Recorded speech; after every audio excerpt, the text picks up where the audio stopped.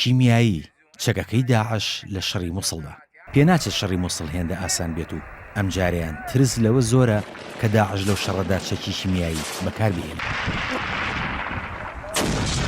بەپێی زانیاری هەواڵگریەکانی وڵاتان چەند مانگێکە داعش بۆ بەرگریکردن لە شارەکە بڕێکی زۆر چەکی کیمیایی ئەمبار کردووە و بە نزیکەی 150 تەن مەزەندەی دەکەن.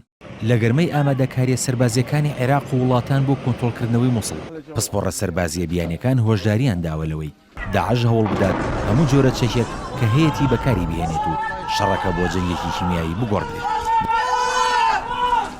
دەژڵێن داعش خاوەنی بڕێکی زۆر مادەی ژەهراوی و چەکی کیمیاییە. بەر لە چەند ڕۆژێکیش چەکدارانی داعش ژمارێک موشک کە دوای پشکنین دەرکەوت مادەی خەردەڵیان تیا بووە ئاراستەی بنکەی ئاسمانی گەیارە کرد لە باشووری شاری مووسڵ کە ژمارێک ڕاوێژکاری سەربازی ئەمریکی تیادایە. ئەگەرچی موشەکەکان لە دووری زیاتر لە 100 مەتر لە بنکەکەوە کەوتنەوە بەڵام بە یەکەم هێرشی کیمیایی دادەنرێت بۆ سەرهێزەکانی هاوپەیمانی نێودەوڵەتی دژی داعش.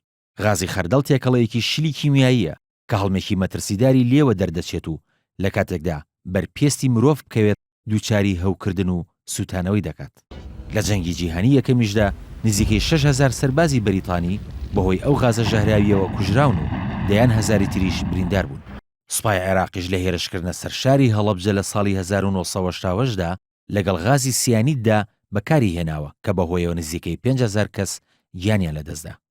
لە ئێستاشدا نزیکەی ملیۆنێک هاوڵاتی لە ناو شاری مووسڵدان و لەگەڵ نزیک بوونەوەی وادەی دەستپێکردنی ئۆپراسیۆنی کۆنتڕۆڵکردنەوەی شارەکەش کە پێدەچێت کەوێتە مانگی تشرینی یەکەمی داهاتووەوە مەترسیەکان لە ئەگەری بەکارهێنانی چەکی کیمیایی لەلایەن داعشەوە زیاتر بوو.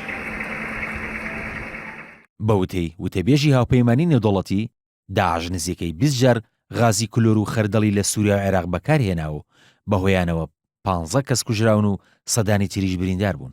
دەژڵێت داعش لە کۆگاکانی چەکی حکوومەتی سووریادا دەستی بەسەر بڕێکی زۆر غازی سیانی دیژدا گرتووە و ترس لەوە هەیە کە ڕێکخراوەکە شەڕی مووسڵ کاتە شەڕێکی کیمیایی.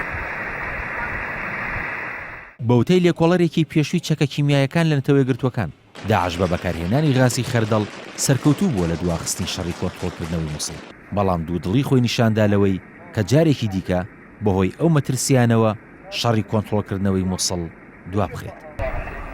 کاروان شێخ موحسین NRT